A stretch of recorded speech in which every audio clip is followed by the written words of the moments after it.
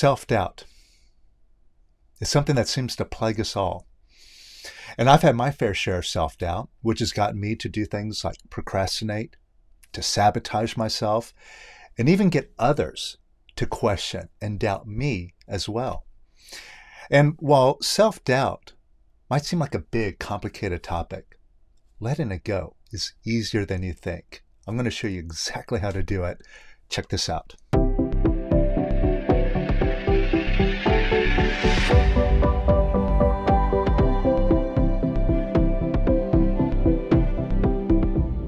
Welcome to the Power of Quiet, the simple way to self-realization.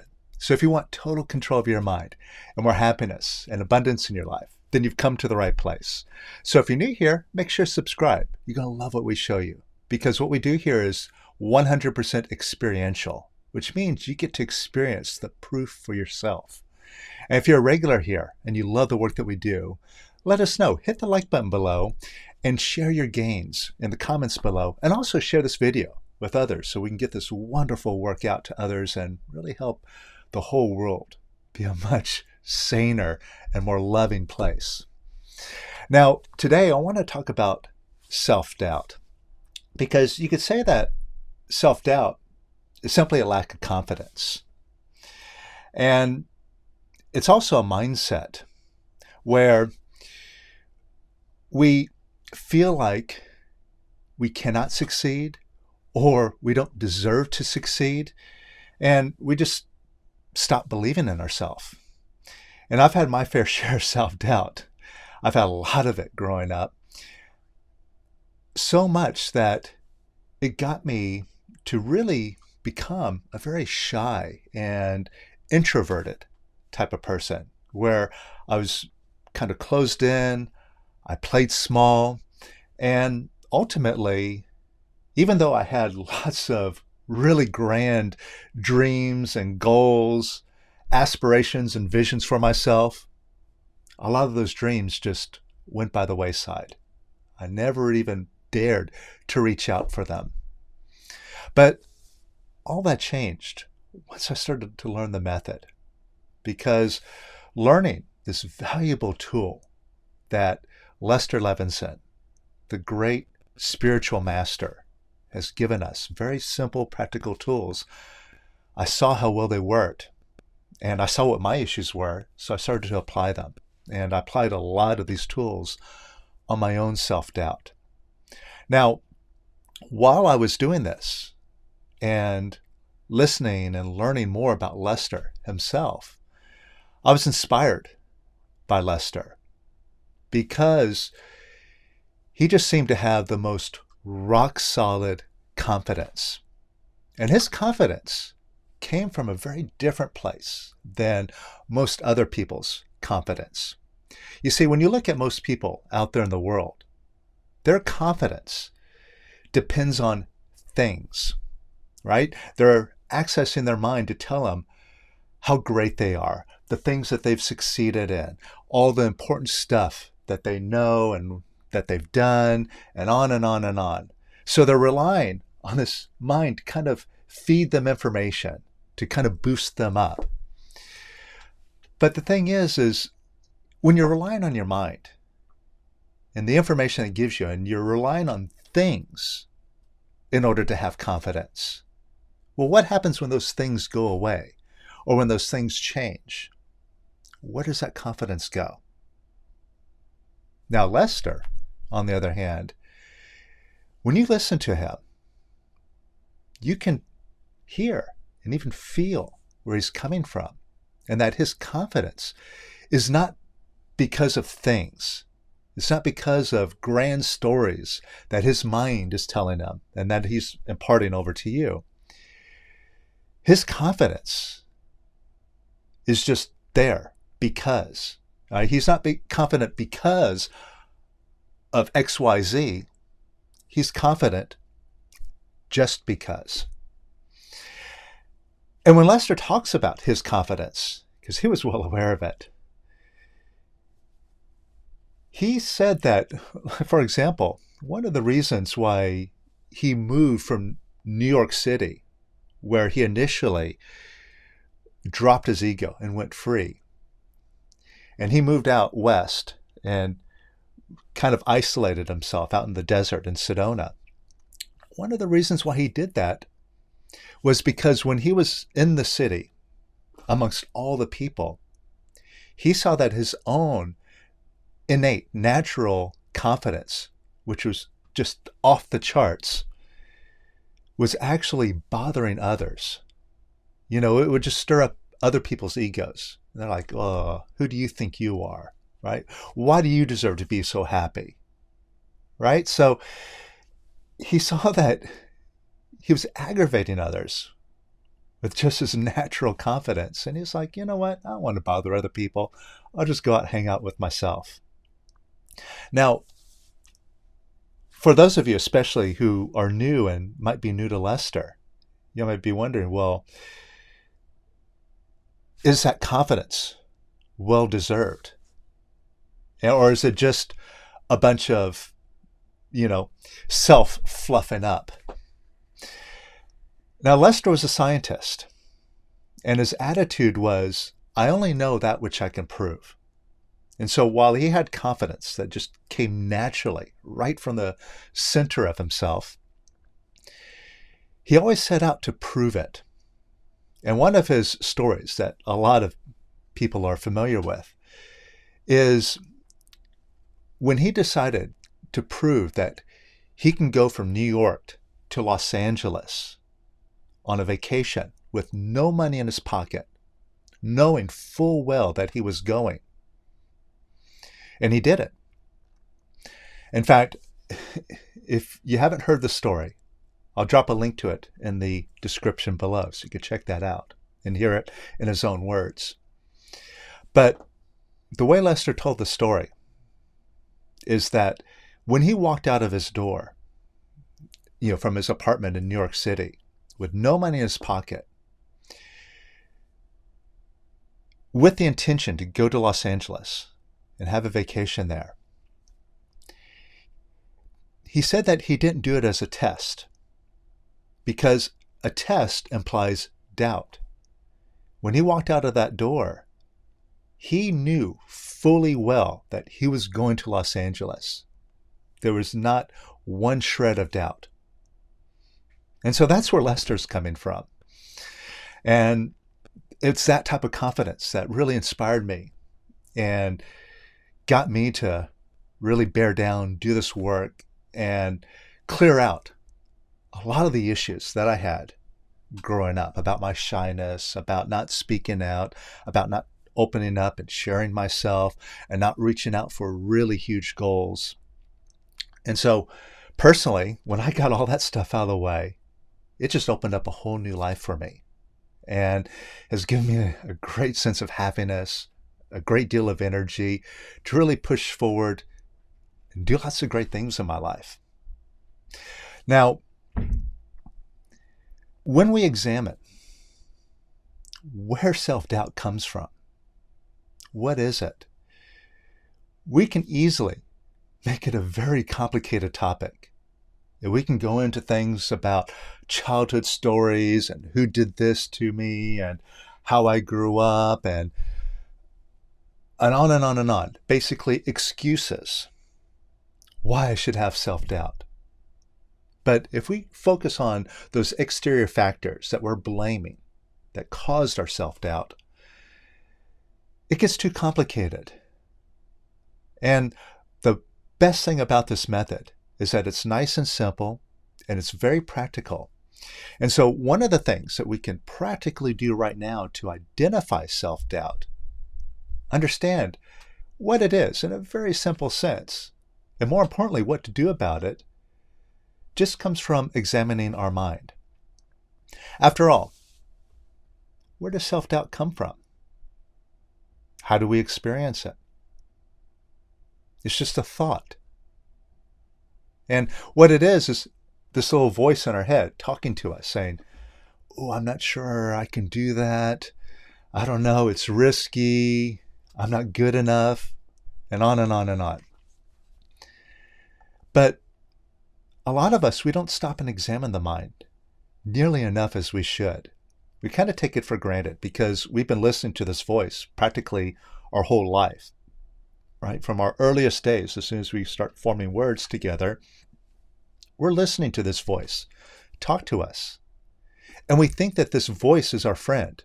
It's always there, always giving us advice, always kind of measuring what's going on in the world, directing us. And so we kind of come to rely on this voice and treat it as though it's our best friend. But when we stop and examine it, the first thing that we start to realize is how negative that voice really is. Sometimes it says something nice to us, but rarely. Most of the time, what that voice tells us is a lot of self-doubt, a lot of fear and worry, a lot of criticisms and judgments of ourselves, judgments of others, and deep, deep fears. And we're constantly bombarded by this negativity from this voice. But where did this voice come from? Who gave it to us? I mean, did this voice come from God? Did it come from our parents? Or is it our own creation? Did we create this voice? Now, as we examine that voice that talks to us further, another thing that we can easily notice is that it kind of repeats the same stuff over and over again. The same criticisms, the same fears and worries, the same little stories. It just repeats them over and over and over, day in and day out. It's rare that we really have an original thought. It's a lot of stuff that's just rehashed. And what we can easily discover about the mind is that it's just a simple machine. The mind works just like a computer. And just like a computer, whatever you feed into it is what you get back out of it, right? So if you put garbage in the computer, you get garbage back out of the computer. And in essence, all the mind is just a recording and playback machine.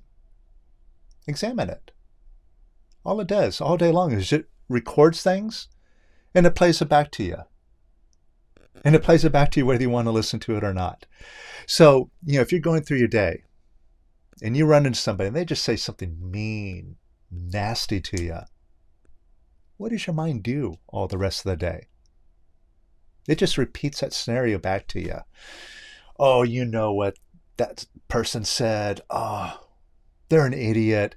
Oh, you know what I should have told them back. Oh, I wish I would have given them that snappy comeback.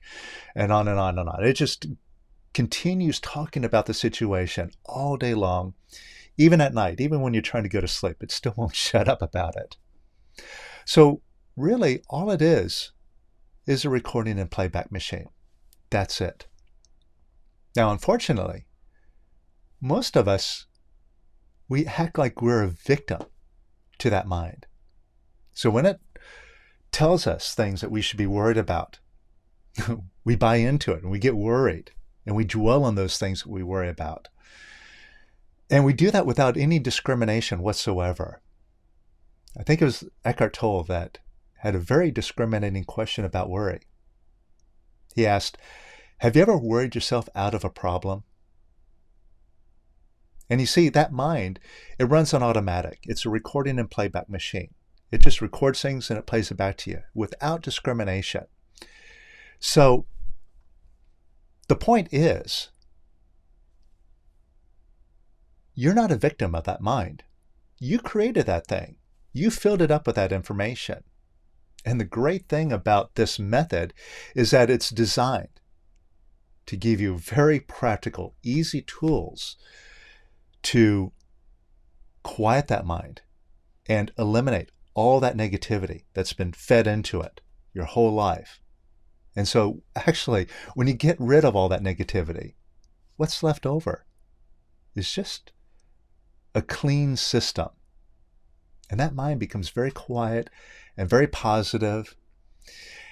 And with that mind nice and quiet, you start accessing a higher form of intelligence that is nothing but positive.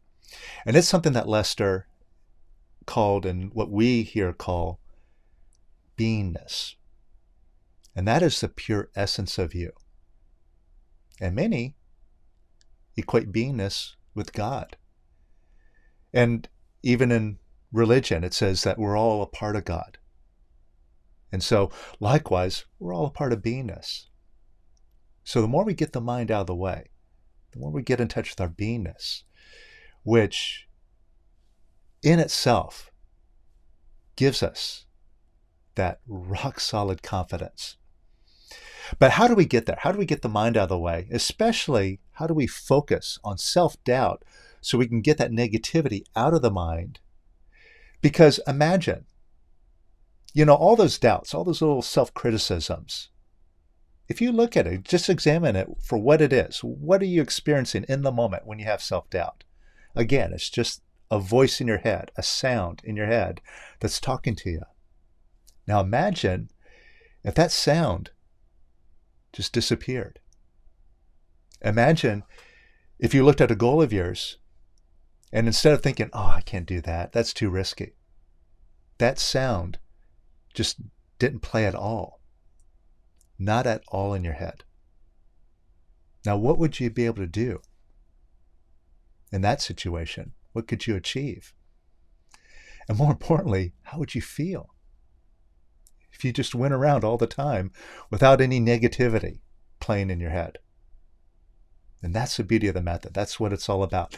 Getting that negativity out of the way, all those non-loving thoughts and feelings, releasing them, and then experiencing what's left over. The pure, powerful, and positive beingness that's always been there. Now, I mentioned before that self-doubt, or actually the mind, is something that we pretend that we are a victim of. Right? We make ourselves out to be a victim of that mind. So whatever it tells us, we kind of go along with it, or we just hate what it says, so we're reactive to it. But it's oppressing us. It's victimizing us. But it's not doing anything to us other than what we are letting it do to us. The truth of the matter is, we're always in the driver's seat. We always have been, and we always will be. And so one of the ways that we can prove this out, and one of the essential releasing tools that we practice, that I go over a lot here on this channel, is letting go of beating yourself up. This is a very simple releasing process. And what I'll do is I'm going to guide you through it right now so you can experience just how simple this is and also how this relates to self-doubt. All right, so think about something that you don't like about yourself right now. You probably have a few things that you don't like about yourself. So just pick one.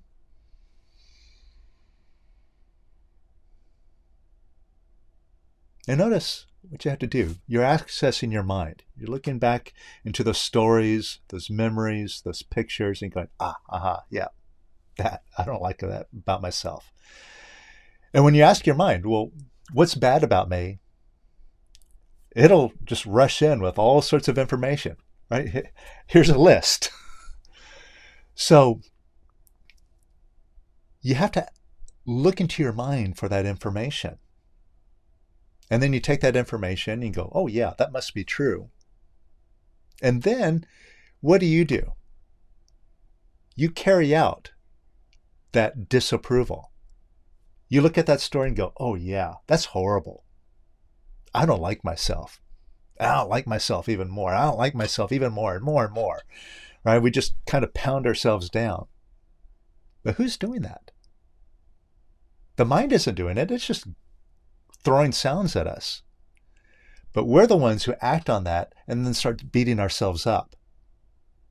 So if we're in charge of that, we're the one who's doing that, it shows that we're the one who's in the driver's seat. And it's our doing. And if we're doing it, then we can turn that around and do the opposite. And one of the things that really helps us let go of disapproval of ourselves is discriminating. All right, so I'm going to show you how to do this. I'm going to show you how to stop beating yourself up over that thing that you're thinking about right now. All right, so think about that thing that you don't like about yourself.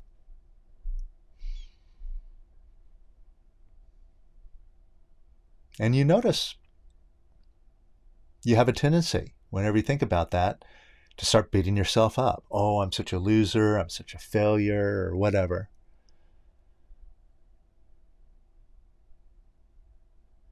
Now, the first thing to ask is, well, how does it help you to beat yourself up?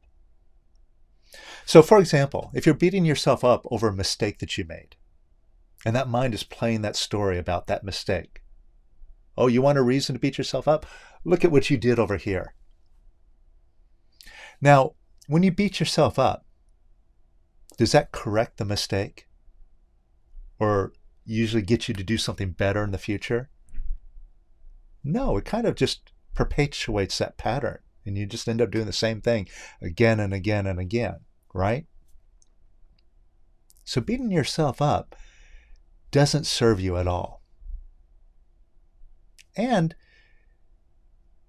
it doesn't feel good either. But notice who's doing it. You're doing it. And if you're doing it, and it doesn't resolve the situation, it doesn't help you in any way, and it doesn't feel good, then you have a choice to make right now.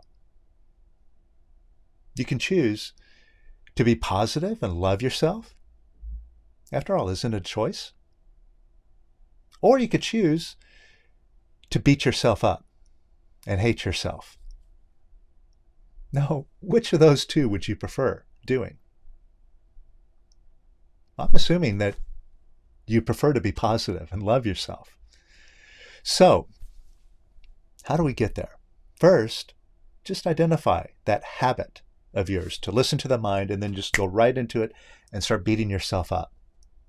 And you're doing that. Now, since you're doing it, could you let go of doing it? Just reverse that decision. And this isn't complicated. Let me just ask you simply, could you let go of disapproving of yourself right now? Just a little bit. Yes or no. That's it. Yes or no. And could you let go of disapproving of yourself a little bit more? And could you let go of disapproving of yourself a little bit more? And could you let go of disapproving of yourself a little bit more? And could you let go of disapproving of yourself even more? And could you let go of disapproving of yourself a little bit more? And a little bit more. And some more. And even more.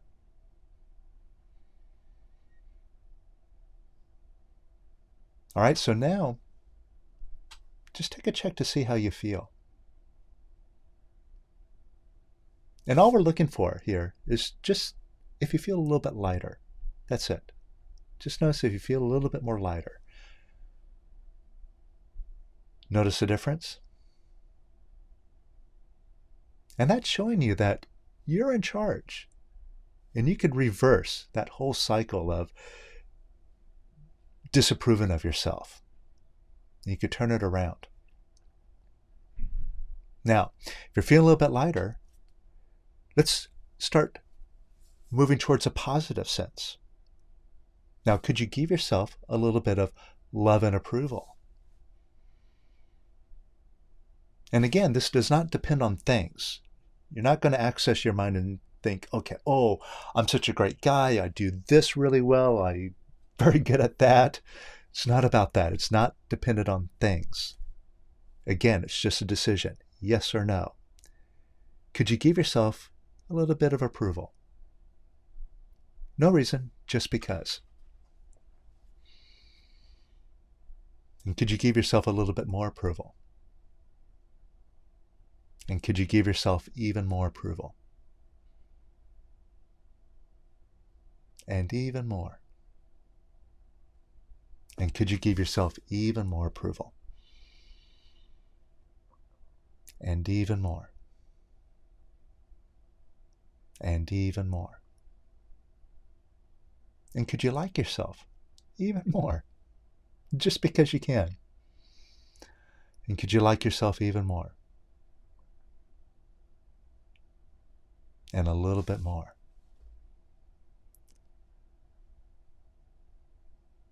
And notice how you feel. Again, we're just looking for a lighter feeling. You feel lighter? That's it. And who did that? You did. Now, when you think about that story that your mind was telling you, you might notice that that story has gotten a lot quieter. It might even have just disappeared. You're like, what story?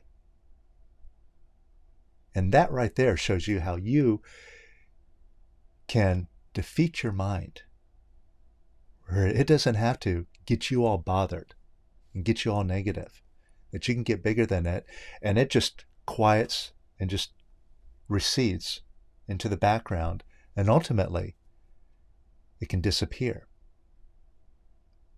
And that's where all the masters are at. If you look at any of these masters and also examine their message, what are they saying? They're all telling you the same thing. Drop the mind. The mind is not you. It's just a machine. You don't have to listen to it. And you don't need it. There's something much greater there for you called beingness. And beingness can guide you through your whole life and fill it with happiness and abundance in every area. Now, since you got a little experience of how easy it is to let go of that negativity, then we can apply this to what's going on with self-doubt. You see, when you're looking at these stories of yourself about, oh, I failed at this and I'm not good enough to do that, that's basically listening to your mind tell you to beat yourself up. Self-doubt itself is just a form of disapproving of yourself. And so when you catch yourself doubting yourself or questioning yourself, all you have to do is first start discriminating. Ask yourself, well, how does it help me to have self-doubt? What does that do for me? What's it going to do? Protect me from failure? What's so bad about that? Big deal if I fail. So what? I could be happy anyway. And see, when you got your happiness in your own hands, stuff like fear of failure mean nothing to you. And self-doubt means nothing to you. You're in charge. So, you have to take those steps. It's not going to empty itself out. That mind is not going to erase itself. It's only seeking to grow itself, expand itself, and become more and more oppressive. But you have to stand up and take charge and say, you know what, enough's enough of that. I'm not going to listen to that thing anymore. I'm not going to be negative anymore. I'm going to bring up all my negative thoughts and feelings and release them using these simple tools of Lesser's method. That's it. Now, this work takes practice. It really does. It's the type of thing where you don't just sit around, meditating, going kumbaya. You actually roll your sleeves up. You apply these tools that Lesser's given us and use them and keep using them and use them more than you want to do anything else. And if you do that very quickly, you'll find that you get out of all of life's troubles and problems, and that doing that work is well worth it. And on that note, if you really want to roll your sleeves up and do a lot of work, then I invite you to join us for a 12-day retreat that we're having this July, starting July 1st in Romania. It's up in the beautiful mountains in a place that is very serene and very beautiful, where we do this amazing work without any distractions. And The amount of negativity that you can let go of in 12 days is lifetimes worth of suppressed negative feelings. Not just one lifetime, but many lifetimes worth of negativity that you can just clear out of you, leaving yourself freer to really thrive and enjoy life. So I'll leave a link to that retreat down below here. So check it out, join us, and be everything that you're meant to be.